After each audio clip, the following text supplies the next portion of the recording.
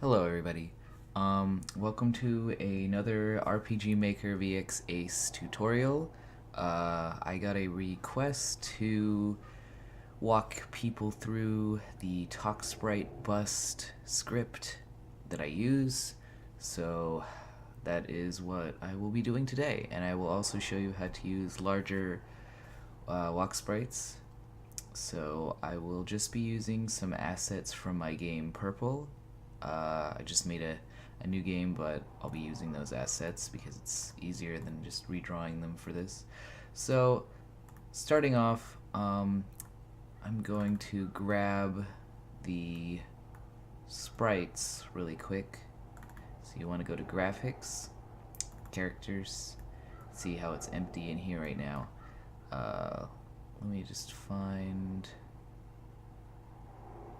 let's just use this one. Copy. So when you use a larger sprite, you will use this a base for it, which is a little bit bigger than the small 1x1 sprite that comes with the game. I will post or link in the description for the base so you can get the size down. And then when you save it, you'll want to save it with a $sign at the beginning of the name. So like $, Bookstore Maya. And that's it. Let me grab one more. How about this one? Okay. So now I have the sprites in the game, and to implement them, they should already be in there. So you click on this button. You want to go to Actors. And when you make a new game, it just starts with some random dude. Click on that, and they will be in the red now. And then you'll just click it. There you go. He's in the game now, and that's who you'll play as. For this person, she will be a normal event where she's walking around and stuff. So I want to give her this one. You can choose which her starting position will be. If you don't put the $sign, it'll still just be like the half block of this. So you want to make sure to put that $sign in there. And let's give her a custom move route. Let's just have her move at random. There we go. There. Now we have two people. Let's see how it looks so far. Oh wait. Let me get rid of the opening music because it can be very loud and jarring. Okay, there we go.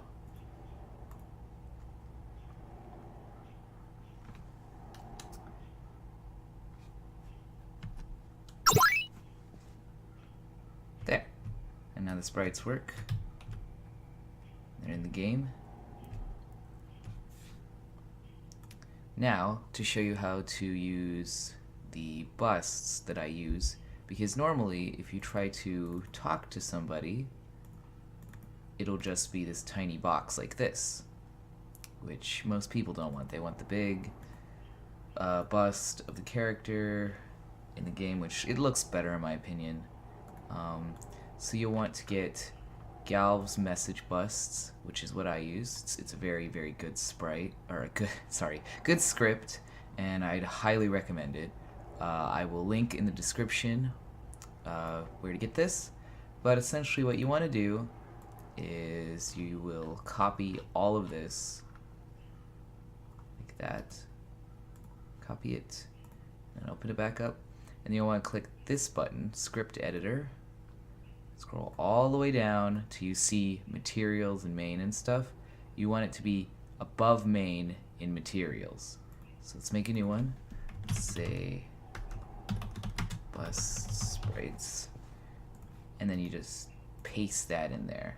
There's a few things in this script you can mess with, like the disable switch, sliding in instead of fading in.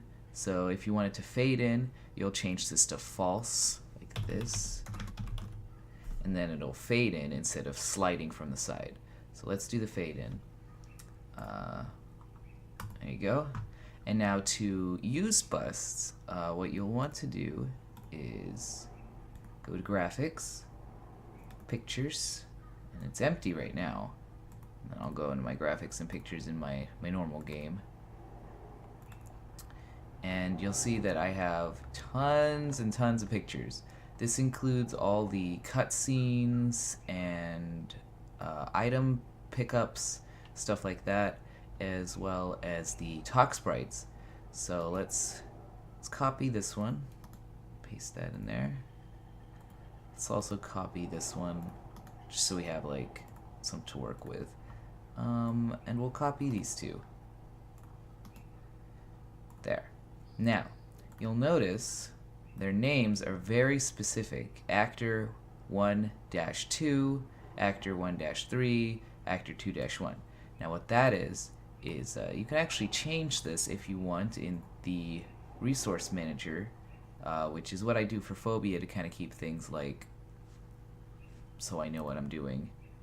We go to, where is it? Faces. You'll see actor and people and so. This is what they look like. They're those little boxes that you don't want. Each box has a name on it.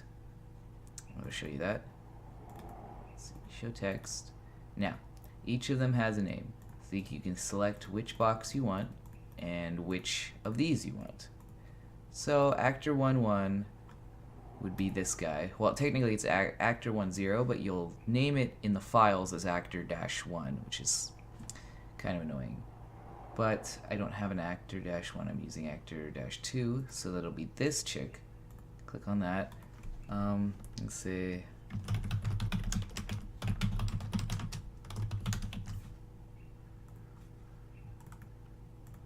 And then we'll have him have a different expression, which will be this one, next one down.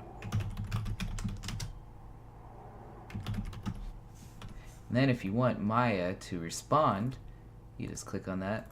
And we have her under actor 2. Let's see. I have 1 and 2, so it'll be this one. And this one. There. Now, because I have that script, it'll do this, which is pretty cool. Now I can go right up to her, and they'll be there.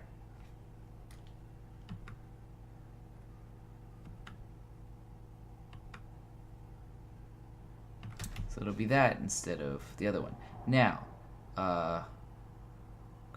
Let me open up the thing because I have actually kind of a hard time remembering the exact script call I need to use for this, so bear with me. I should have opened this prior.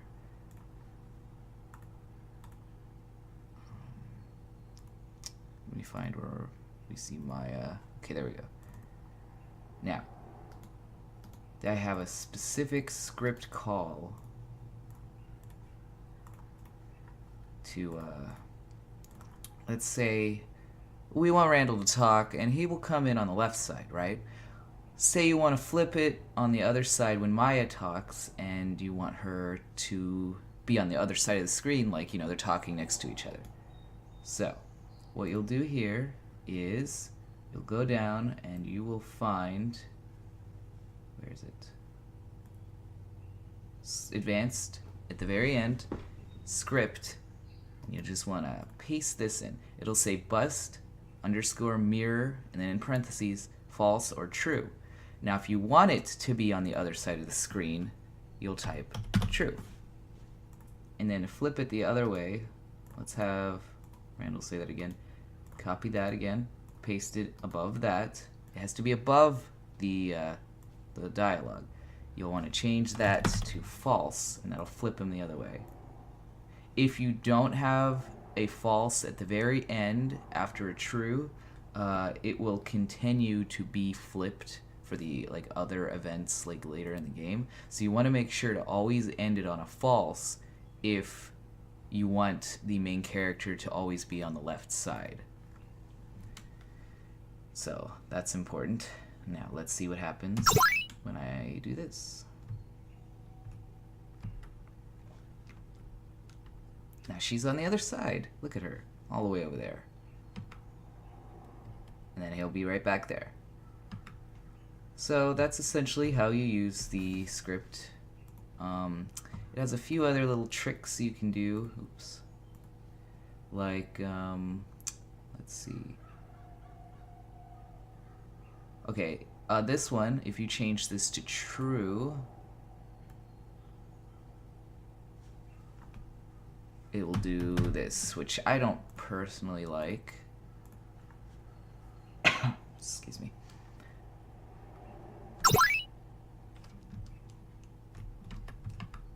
It'll be behind the box instead of above the box like I prefer. Some people might like this if you have, you know, bigger talk busts, you want to show more of the character. You might even have like a dating sim. You can actually make dating sims with this program, which is pretty cool. I prefer to use Tyranno Builder.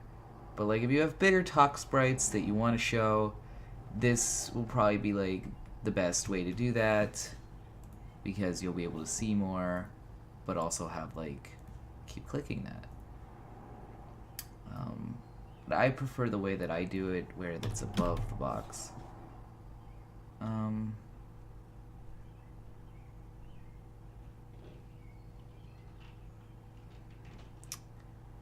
Anyway, just you know, get the script, play around with it.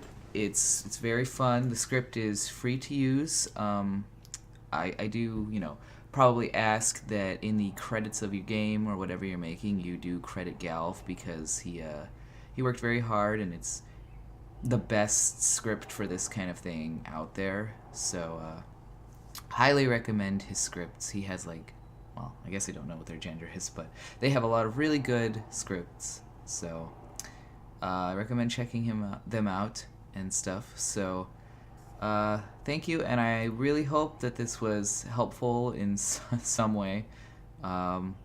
Feel free to leave a comment or anything about any other tutorials you might like to see. I'll try to help out as much as I can. Thank you.